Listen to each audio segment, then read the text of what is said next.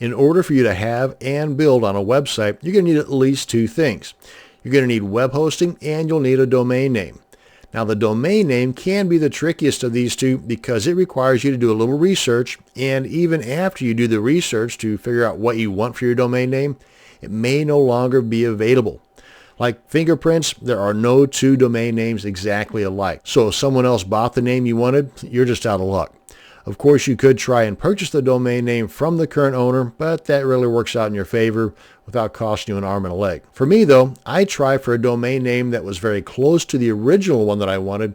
For example, if I wanted applerecipe.com and it was already taken, which by the way it is, then I'd try, say, best or thebestapplerecipe.com, or even throw on a suffix, maybe apple recipe winners or specific type of apple recipe like crab apple recipe. Again, use your imagination there. As a matter of fact, that's what we're going to be doing now, is checking into some tools that will help us with locating the perfect domain for our website. The first tool, and by the way, these are by all means not all the tools available out there. These are just some that I've had some personal experience with.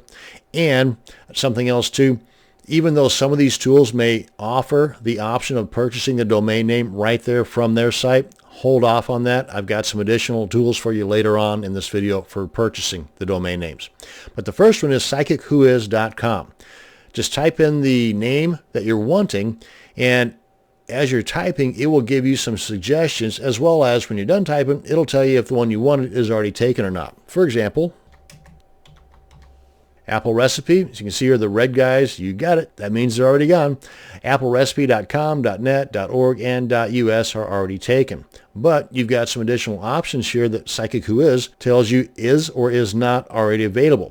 And by the way, unless you think otherwise, I would suggest sticking with just the .com for your domain names, because that's the most popular right now anyway. And they're looking at adding additional extensions as time rolls on, so there's going to be some pretty funky ones out there, like .money, and there's a lot more that are in the works. So for the time being, though, .com is the most popular, and that's one that I would be looking for. So that's Psychic Who Is, and you'll find that a lot of these tools are pretty much the same. Now, Bust a Name is a little more extensive.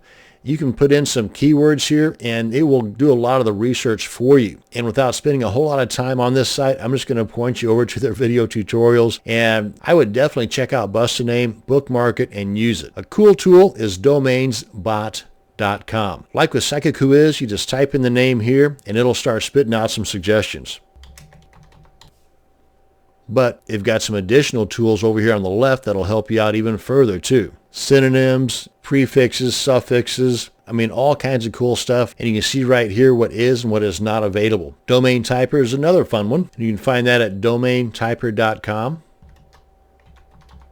It'll also spit out some of those funky extensions I was talking about earlier, like applerecipe.pi. Again, I would stay away from these. I would simply stick with the .coms for the time being. And these big bright red boxes, guess what? That means that particular extension is already taken. But if you want to find out more about it, you've got the ability to check out the site, the who is, meaning who owns it currently, and possibly throw them a line and see if they might consider, working out a deal with you.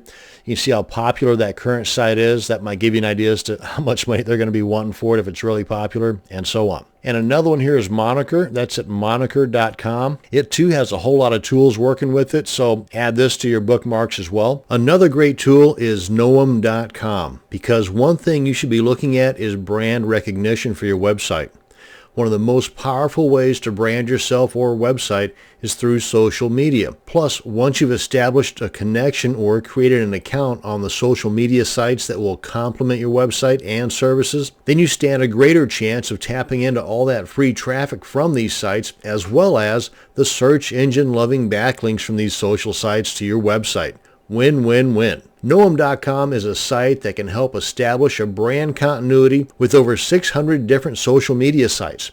Once you've signed up for your free account, you can then check if your username is being used on any of the 600 social media sites that Noam.com monitors. This way, you'll have a better idea if one of the domain names you're wanting has already been used in a lot of these social media sites. Now you can make a more informed choice as to which domains to go with or to kick off your list. And then we have plenty of tutorials online here as far as how to go about establishing these connections.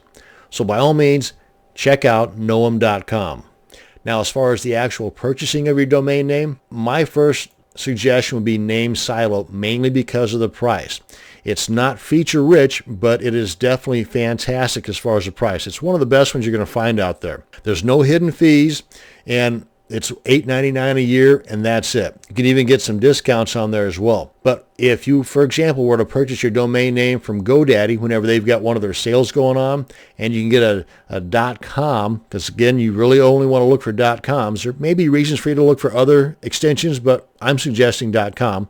But if you get a .com for, say, 99 cents for the first year, go ahead and purchase it through GoDaddy or whatever, and then after, say, 60 days or so, go ahead and transfer it over to a namesilo.com, and that way you're just getting an additional year added on to the year that GoDaddy gave you for whatever cost this is. And at the time of this recording, it's $8.99. So for $8.99 from NameSilo and the 99 cents you purchased it from, again, using this as an example, GoDaddy, you've now got 2 years paid for on your domain name, and it's now located at NameSilo. Again, it doesn't have a whole lot of features, but if features are what you're looking for and a great price, Namecheap is your company, because Namecheap is great. Their prices just went up recently. It's a little over $10 for a year, but they've also got some additional great services that NameSilo does not. For example, free SSL certificates for the first year. After that, they're really inexpensive too. But even then, you may want to hold off on buying a domain name until you check into web hosting, because